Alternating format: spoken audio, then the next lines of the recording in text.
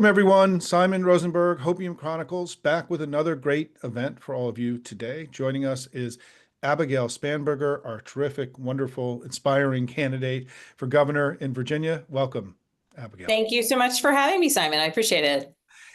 Listen, we had you here a few months ago when you first got into the race in Virginia. This is one of our most important races in the country this cycle, or this year, I should say, not this cycle, this year, right in front of us. Tell us, before we begin and get an update in the race, just remind everybody your story. How did you get to the place where you're running for governor and kicking ass and doing a good job in the race? Well, I first began my career in public service. I was at first a federal agent. I worked narcotics and money laundering cases. And then I was a CIA officer and I worked undercover for the entirety of my time with the agency. And my whole goal, the work that I did was to ensure that I was helping answer some of the toughest questions that would allow for policymakers or the president to make good decisions about issues of national security. And I worked to keep our country safe. And that was the role and the mission to which I devoted myself. And then in 2014, my husband Adam and I decided that it was the right time to make a shift. I was proud of the work I had done at CIA, but we wanted to move back home to Virginia. And so we did that. We moved back home to Virginia, just outside of Richmond, where we're both from. I got a job in the private sector. I started a Girl Scout troop, was volunteering with Moms Demand Action. And then in the lead up to and the aftermath of the 2016 elections, I decided that perhaps my service needed to continue a bit more outside of and beyond the community service that I was devoted to at that time, and maybe back to public service through elected office. And so in 2018, I decided, well, in 2017, I launched my campaign for Congress in Virginia's 7th District, a long-held Republican seat. We hadn't elected a Democrat before me since 1968, and my predecessor had won by 15 points when he was on the ballot in 2016. But I really believed that my community would want to have someone focused on really answering the questions and the problems that were impacting their lives. And we built out an enormous campaign and we flipped the seat. And then I held it multiple terms in Congress. I am proud of the work that I did. I got bills signed into law by President Trump in his first term, certainly by President Biden. And ultimately, I decided to run for governor because I want to work on some of the issues that are most pressing and that are most impacted at the state level. And that's strengthening our public education system, that is working to really lower costs for families, whether it's in healthcare or in housing, and making things work for our communities, ensuring public safety through reasonable gun violence prevention methods, and ensuring that we're doing everything we can to combat the challenges facing so many in the mental health and addiction space, and supporting our communities. And so I launched the campaign for governor, did not run for re-election to Congress. We did hold my seat in Congress, and now I'll be on the ballot this November.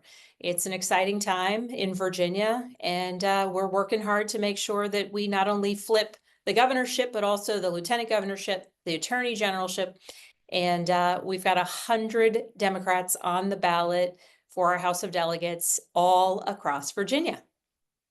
Well, and I should say to this community, when you came on here a few months ago, right as you launched, we committed to raise money for you. We've raised almost $100,000 in the last few months. Our goal now is to get up to 200,000 by June 30th. And I just really want to thank our community too, because not only have we been supportive of you, but we raised $300,000 for the House and Senate Democrats in Virginia in 2023, and played a critical role in helping flip the House. So this community, or you call it something different, not the House in Virginia, but you call it The delegates. the House. Yeah. And so this community has been, since we started just a little more than 2 years ago, Virginia has been really central to our work together. And so this is a really exciting race for me and for our community. And so give us an update. I mean, since we saw you last 3 months ago, how are things going? Well, and thank you to everyone for the support, certainly to my campaign as we head towards this election, but in helping us flip the House of Delegates back in 2023. We currently have 51 out of 100 seats, so a majority, but a small majority, and we're looking to improve upon that. And things are going well. We have built out a strong campaign. I've got campaign team members spread all across the state. I spend my days crisscrossing our beautiful Commonwealth, talking to small business owners and community members and faith leaders and voters of all stripes and all backgrounds, really to discuss the issues that matter to them, to discuss the stakes of this election. And frankly, Simon, most of the time, I'm on receive mode because people know what's at stake right now, and particularly in Virginia, as it relates to all of the chaos coming out of Washington and this White House.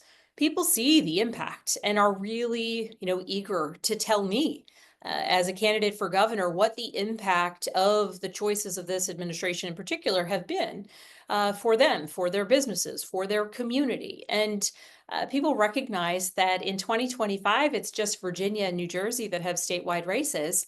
And I think while at times it can be a little bit exhausting to have elections every single year in Virginia, this year we recognize how lucky we are because we get to be, the first among those to go back to the polls and make clear what it is that we want to see in our elected officials and what policies we want them to be pursuing.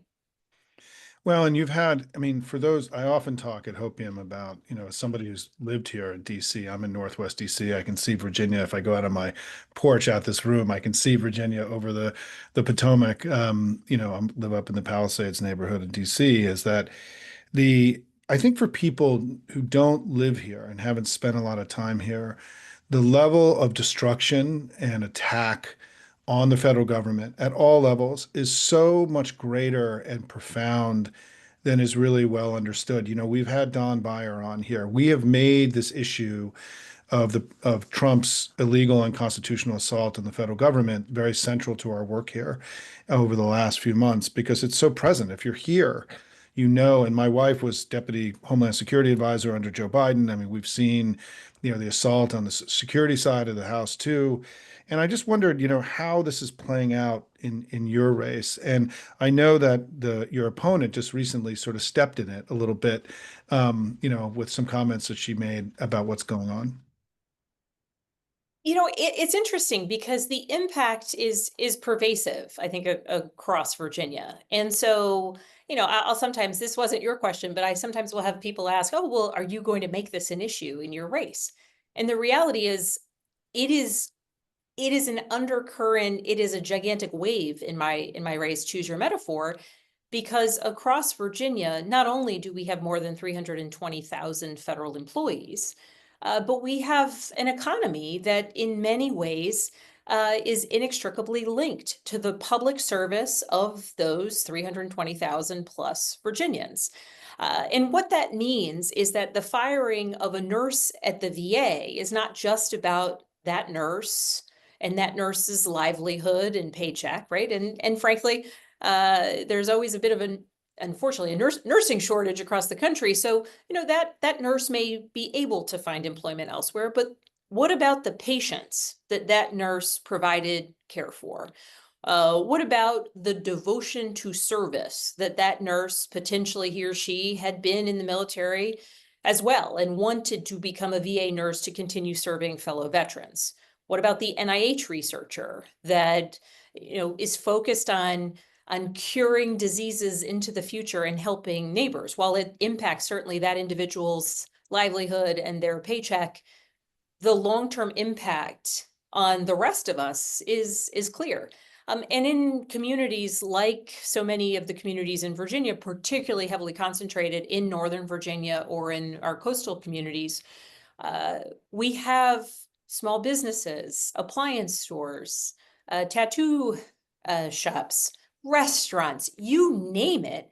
When your clientele is so heavily skewed towards, someone connected to federal service, it impacts everything. And so we are seeing not just the impact of federal employees getting laid off, but the impact on those they serve, whether they're in Virginia or elsewhere, and the impact on the larger economy when we see such a tremendous disruption.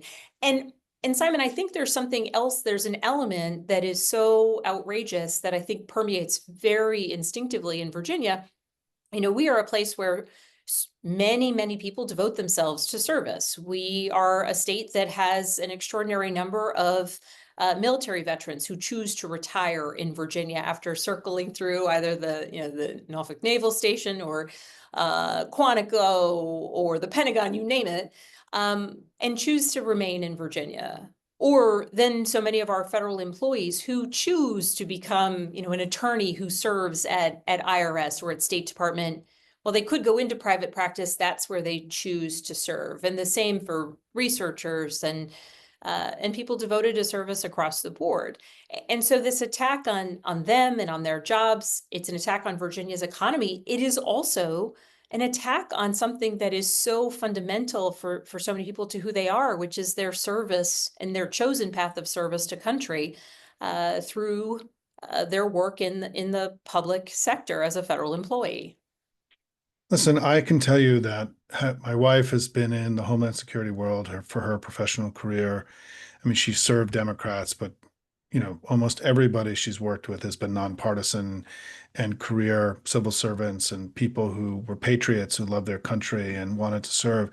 And it's just been the heartbreak of the stories that we have, just dozens and dozens and dozens and dozens of people that my wife has served with who were in the Coast Guard or worked at the Pentagon or in CIA, right, who devoted themselves as patriots to their country, and to have that service so dishonored, and also for the attack to be so deceptive in what they were doing, right? The game that was played.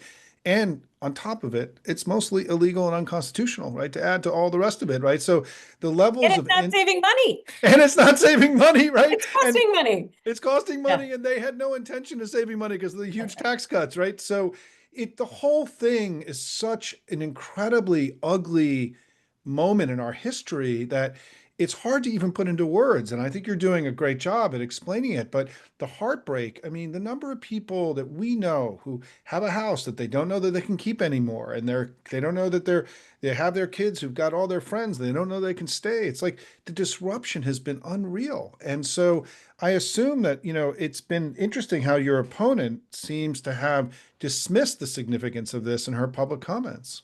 It's extraordinary. And again, I will go back to my opponent, just like I am, like we are running for governor of Virginia, right? Where there are more than 320,000 federal employees, not to mention all the contractors who are impacted, all the other businesses. And my opponent's approach to these attacks on the federal workforce has been to say, well, everybody loses a job. It happens to all of us. Don't fret. She has expressed that there is plenty of jobs in the private sector for people to move to. And she's missing the point. Yeah. The point is that, in fact, this is an attack on our workforce. It's an attack on Virginia's economy. And while, like, while I recognize that perhaps her position might not be one that wants to run afoul of the president. The reality is the president's choices are hurting our state. The president's choices are hurting Virginia. And the job number one of the governor is to stand up for Virginia.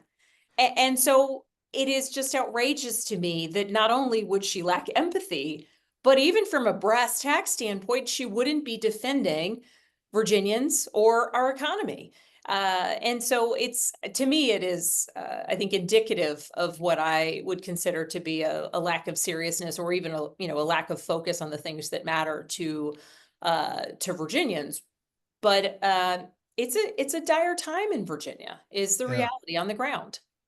Listen, she's betrayed the state. I mean, I can say that. You don't have to say it, but by not defending, this action and standing up for, such a huge part of the economy and the people here, it's an extraordinary thing. And I know that you also had another issue just came up just in the last few days, right? The right to contraception. I think this will be a little shocking to people, but so if you can give us an update on that as well, because it is a great it's a great window into the current dialogue in the state right now. That's right. So Virginia is a place where we, prior to flipping the General Assembly, we have seen efforts to try and further restrict abortion access in Virginia. It was a majority of 21 out of 40 in the state Senate that was able to stop the then Republican-held House of Delegates and our Republican governor from being able to restrict abortion access. And recognizing the attacks that exist on abortion access, on reproductive rights, on contraception, our General Assembly put forward legislation that would protect the right to contraception, right? If we saw Roe v. Wade overturned, why wouldn't Griswold be overturned, right? Yeah. Reasonable to worry and be concerned. And so the General Assembly put forth a bill to protect access to contraception. And my opponent ultimately was a tie-breaking, as Lieutenant Governor, she cast a vote against this bill. Ultimately, it did pass. And ultimately, it went to the governor's desk and he vetoed it. So we know that the governor is willing to veto a bill, and this is actually the second year in a row that he's done that, that would guarantee access to contraception. And as the lieutenant governor and as a tie-breaking vote in the Senate, my opponent voted against it. I would love for her to answer definitively if she was willing to vote against it. Does that mean presumably she would not sign such a bill? As governor, I would absolutely sign a bill that makes clear that Virginians have access to contraception, and it isn't up to politicians or the governor to dictate that. But this is the sorts of stakes of this election that exist in Virginia. The question of whether or not we get to make our own decisions about contraception. And while it may seem outrageous to some of your listeners, it's the real earnest kind of contrast that exists in this race and represents the stakes of this election. Well, listen, everyone, we're running to time because we've taken a lot of time from Abigail's schedule today. And I just want to say that this race really, really matters. I mean, this is a big one. And we need to win here because it's not just about winning and losing. This is a referendum on the Trump agenda too, and in a way that is unique here. And it's critical that we win. And we need to make sure that Virginia, which has given us such great leaders like Mark Warner and Tim Kaine. Tim Kaine just was recently on a few weeks ago. Abigail, he's a dear friend. We've been friends for a long time. We need to add Abigail Spanberger up to that, into that pantheon of great leaders from Virginia. So you all have been there for her. $100,000 raised. We need to raise another 100,000 before June 30th. So I hope if you've watched this interview, you'll just click and contribute today. And any final parting words for our community today, Abigail? I would just say thank you so much for recognizing the stakes of the election in Virginia. I am running because I want to serve my beloved Commonwealth and the people of Virginia. But we on the ground, we recognize that the rest of the country is watching us. We recognize the rest of the country understands that it's up to us to set an example for what is possible when people go to the polls motivated to make clear what we are for and what we want to stand up for. And so I am grateful for the support, and I hope that you all will continue to keep your eyes clearly focused on Virginia. We look forward certainly to doing right by our Commonwealth, but also we look forward to making and setting a good example for the rest of the country with what's possible when we head to the polls this November. So it's an exciting time. We'll be running hard, and thank you very much for all of the support. And we welcome all of you to come visit in Virginia if you'd like to see a fantastic election in process. Well, and we'll be giving people, as we get deeper into the election, these kind of remote volunteer opportunities. We had people from all over the country come volunteer in 2023 who flew to Virginia because of our support from all over the country to volunteer for the last few weeks. We need to replicate that this time, everybody, and because the stakes are so high. But anyway, thank you, Abigail. Good luck with everything. And let's get to work for Abigail Spanberger and make sure she's the next governor of Virginia. Thanks, everybody.